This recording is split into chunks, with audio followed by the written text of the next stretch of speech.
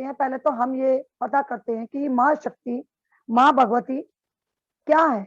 आप ये देखें कि आपने ये जो शिव पुराण है इसमें सुना होगा कि वो हमने एक स्टोरी भी सुनाई थी कि एक वो हमारे जो ऋषि थे वो कह रहे थे कि मैं केवल भगवान शिव को ही भजूंगा, माँ भगवती को नहीं। मेरी आवाज आ रही है आप तक? ठीक है। तो अरे उन्होंने, जी बिल्कुल, धन्यवाद भाई जी। तो उन्होंने कितनी कोशिश करी कि बोले कि मैं माँ भगवती को नहीं भजता, केवल भगवान शिव ही मेरा आराध्य है, मैं उनको ही करूंगा। तो वो पहले जब केवल भगवान शिव की परिक्रमा करके बैठ गए तो माँ भगवती ने सोचा मैं इनको सबक सिखा देती हूँ।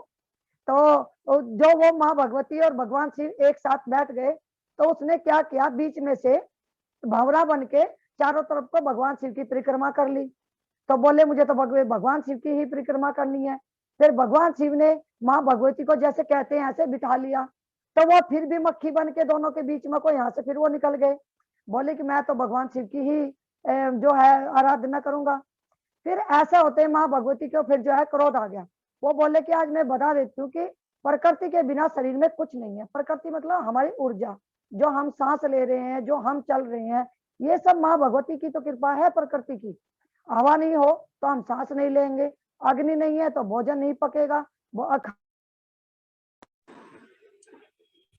तो इस तरह से तो ये प्रकृति की आवश्यकता हम सभी को, जितने भी शरीरधारी है, जितना भी ब्रह्मांड है, पुरुष और प्रकृति दोनों की आवश्यकता है। तो माँ भगवती ने कहा कि जो आपके अंदर जो प्रकृति है उसको मैं अलग कर देती हूँ, आप केवल पुरुष रहिए। तो वो पड़े पड़े तड़प रहे, उनको भान था कि क्या हो रहा है ये। वो ऋषि जो है, ऋषि उनका नाम मुझे अभी याद नहीं आ रहा, तो ऋषि पड़े पड़े वहां पे सामने तड़प रहे हैं, प्रकृति अलग हो गई। वो बोले कि भगवान शिव भी प्रकृति के बिना सब हैं। तो उनको आह्वान बताया कि भगवान शिव अर्धनारीश्वर हैं और कोई भी व्यक्ति है, प्रकृति पुरुष दोनों को ही मिलकर संसार चलता है। हम माताएं प्रकृति हैं, जितने भी पुरुष हैं वो सब जो है पुरुष है, फिर हम प्रकृति, तभी जाके संसार चल रहा है, अन्यथा संसार का चलना मुश्किल हो जाएगा। तो अब इसी तरह से हमारे देश, हम सभी जो है भाग्यवान है।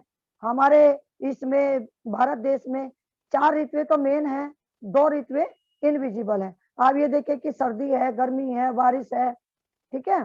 तो इस तरह से बसंत ऋतु है, तो एक कह देते हैं ओटम भी आ गया, वो भी आ गया। तो बीच में हमारे यहाँ 6 ऋतु, मेन तो 4 ही हैं।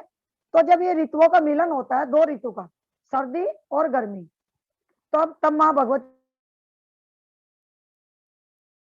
बनाइए जिससे कि आप आने वाली जो ऋतु है, आप शरीर उसको सहन करने लायक हो जाए। आपने देखा अगर हम 7 दिन का रूटीन करते हैं तो हमारे शरीर को उस रूटीन की आदत पड़ जाती है।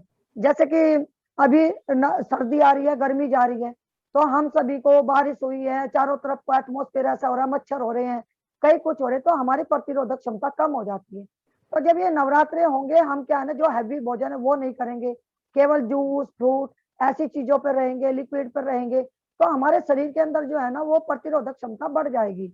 और साथ साथ हम जो है माँ भगवती की आराधना भी करेंगे। एक तो हमारे शरीर आयुर्वेद के हिसाब से तैयार होगा क्योंकि आगे सर्दी आ रही है। दूसरी बात क्या है कि हम जब माँ भगवती की आराधना करेंगे, मन सात्विक हो गया हमारा। जब माँ भगवती की आराधना करेंगे तो हमारी आत्मा का जो आत्मा को जो है ना शक्ति मिलेगी और परमात्मा तक हमारा जो है कनेक्शन होगा। माँ भगवती ऊर्जा से हमारे शरीर को भर देगी। जो आने वाली जो सर्दी है उसके लिए हमारा शरीर और मन दोनों ही तैयार हो जाएगा। आपने सुना होगा शरीर का भोजन क्या है। जब हमारा शरीर जो सौष्ठव बनता है तो हम रोटी खाते हैं, दाल खाते हैं, चावल खाते हैं, उससे हमारे शरीर को ऊर्जा मिलती है। लेकिन हमारे आत्मा को ऊर्जा किससे मिलेगी? आत्मा को ऊर्जा मिलती है भक्ति से, परमात्मा का नाम लेने से। आप जो नाम लेते हो, जप करते हो, पाठ करते हो, पूजा करते हो, उससे हमारी आत्मा को तृप्ति मिलती है और हम परमात्मा के साथ हमारा जो है कनेक्शन जुड़ जाते हैं।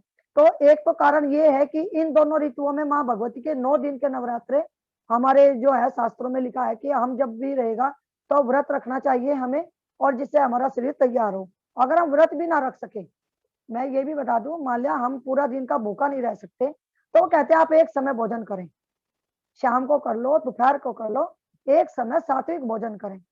कुछ भी हो, अगर आप बीमार हो, आपको दवाई लेनी, तो कैसे करोगे? तो आप एक समय सात्विक भोजन करें, या फिर सामक के चावल है वो बना, मतलब हल्का फुल्का करें, बहुत ज्यादा गलिष्ठ भोजन ना करें। जैसे आजकल नवरात्रि होती है तो माताओं की कढ़ाई चलनी शुरू हो जाती है, पहले कुट्टू की रोटी बन रही है, कुट्टू की पकौड़ी बन रही है, आलू की चाट बन रही है, तो ये कह रहे कि हमें अपने शरीर को स्वस्थ बनाना है। हम भी हैं, हम कोई नहीं बनाते, सामक के चावल आ जाते हैं मार्केट में। आपने 1-2 किलो चावल बना लिए, एक टाइम आपने नमक के बनाए, मीठे बनाए, आप खाइए और आराम से जो है माँ भगवती के नवरात्रे कैसे कट जाते पता ही नहीं चलता। सुबह में पूजा करेंगे, दोपहर में भोजन बनाएंगे थोड़ा सा सात्विक। तो अगर ऐसे है तो लहसुन प्याज और कम से कम ऐसा कोई हैवी भोजन या कोई, ये शराब हो जाती है घर में, शराब ना पीने दें किसी को, बीड़ी सिगरेट पीते हैं तो उसकी टाल कर दें, लहसुन प्याज ना बनाए, सात्विक रहें और एक समय भोजन करें। जो माताएं बहनें व्रत नहीं कर सकती है पूरे पूरे 9 दिन का, नहीं तो हमारे यहाँ ये भी कहते हैं पहला रख लो और बाद में जिनके यहाँ अष्टमी पूजती है वो सप्तमी में रख ले, फिर अष्टमी में कन्या जमा के व्रत खोल लें। जिनके यहाँ नवमी पूजती हैं वो अष्टमी में व्रत रखें और नवमी में व्रत खोल लें अपना, तो आखिरी तभी बनता है। अगर हम कहेंगे अष्टमी में व्रत रखा और अष्टमी में साथ के साथ 12 बजे व्रत तोड़ दिया तो हमारा व्रत कहाँ से लगा? हमने तो सुबह रखा था, कन्याएं गई, बाद में हलवा पूरी हमने भी खा लिए। तो इसलिए अगर आखिरी का व्रत रखे, सप्तमी में रखे, अगर आप अष्टमी पूजते हो तो फिर अष्टमी में व्रत खोल लें। अगर आप नवमी पूजते हो तो आप जो है अष्टमी में व्रत रखे, नवमी में करें। लेकिन जो माताएं मेरी तरह से हर अष्टमी में व्रत रखती हैं तो वो कन्याओं को जिमा ले, थोड़ा प्रसाद बचा कर रख लें, फिर नवमी में अच्छी तरह से अपना पालन करके तब आप अपना व्रत खोल लें। भले ही नवमी में कन्या ना जिमाते, हमारे यहाँ तो अष्टमी में ही जिमाते हैं सभी लोग। कोई बात नहीं, आप कन्या को बुलाएं, हलवा पूरी जो भी अच्छे से बनाए और अपना थोड़ा सा प्रसाद उसमें से बचा कर रख लें। अगले दिन जब आप संपन्न करेंगी, थोड़ा हवन वगैरह कुछ अंगारी पे देंगी, थोड़ी खीर भी अंगारी पे दे के फिर उसके बाद आप अपना व्रत अच्छे से खोल लें। तो 3 तरह की बता दी हमने कि ऐसे करें तो ऐसे। इसमें कोई शंका हो तो आप क्वेश्चन को नोट कर लेना, क्या पेन कॉपी है तो उसमें कर ले जा। ऐप ऐसे वो रखें। तो अब की बार ये कहते हैं कि हर बार माँ भगवती कोई न कोई अपना वाहन लेके आती है पृथ्वी पर। तो जब भी वो जिस वाहन पे आती हैं, जिस वार को आती हैं, उसके अनुसार हम लोग जो ज्योतिषी जो है वो प्रेडिक्शन कर देते हैं कि माँ भगवती इस बार इस वाहन पर बैठकर आई है और इस वाहन पर बैठकर जाएंगे, हमारे लिए शुभ रहेगा या कैसा रहेगा या फिर परेशानियां रहेंगी। अशुभ तो माँ भगवती कभी होती ही नहीं है। वही है कि थोड़ी हमारे जीवन, देश में, दुनिया में थोड़ी कठिनता बढ़ जाती है। केवल हमारे घर तक नहीं, हम यह देश दुनिया की बात कर रहे हैं। अब की बार बोले कि माँ भगवती डोली में बैठ कर आएंगी और हाथी पर बैठकर जाएंगी। कहते कि डोली पर बैठकर जब आती है तो वो बोले कि हम जो महिला शक्ति हैं इसके लिए देश दुनिया में बहुत ही ज्यादा कुछ करने को होगा, मान सम्मान महिलाओं का बढ़ेगा। और लेकिन राजनीतिक, बोले हाथी पर बैठ के जाए, राजनीतिक उथल पथल वो तो खैर हमेशा चलती रहती है, लेकिन इस बार की यही प्रेडिक्शन है कि सत्ता परिवर्तन होगा, कुछ राजनीतिक उथल पथल होगी, महिलाएं हैं ही हैं, वो अपनी 4 दीवारी से निकल के थोड़ी बाहर आएंगी और अपना एक वर्चस्व बनाएंगी, क्योंकि माँ भगवती अब की बार डोली पर बैठकर आ रही हैं। तो इसमें हम कहते हैं कि जब ये कहते हैं कि 10वीं में भगवान राम ने, थोड़ा इसकी हिस्ट्री जब पता कर ले तो हमें फिर अच्छा लगता है। इसमें एक राम जी ने बोला कि 10वीं में जाके राम जी ने रावण का वध किया। कोई कहते हैं माता रानी ने महिषासुर का वध किया।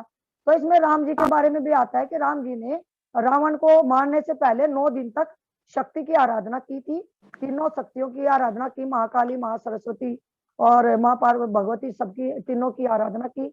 और आदित्य हृदय स्तोत्र उन्होंने अगस्त्य ऋषि ने दिया था पंडित जी, बस किसने दिया था राम जी को? ये आदित्य हृदय स्तोत्र,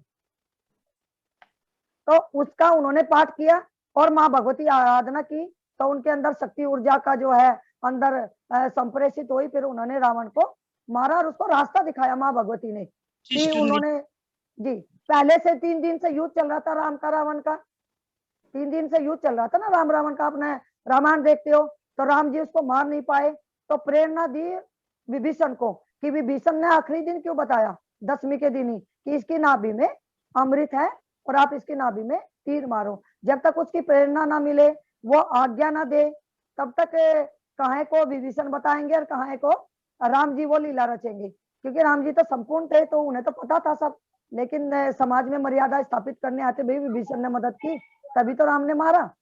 तो इस तरह से छोटी छोटी ये स्टोरी आप कहीं भी जोड़ के कर ले। कभी कहते हैं कात्यायन ऋषि के यहाँ ये कात्यायनी रूप में उत्पन्न हुई थी, तो नवरात्रि में 3 दिन उन्होंने पूजा की, फिर कात्यायनी माता। बहुत सारी छोटी छोटी स्टोरी हैं, जब नवरात्रि होंगे हम ये स्टोरी आपके साथ शेयर करेंगे।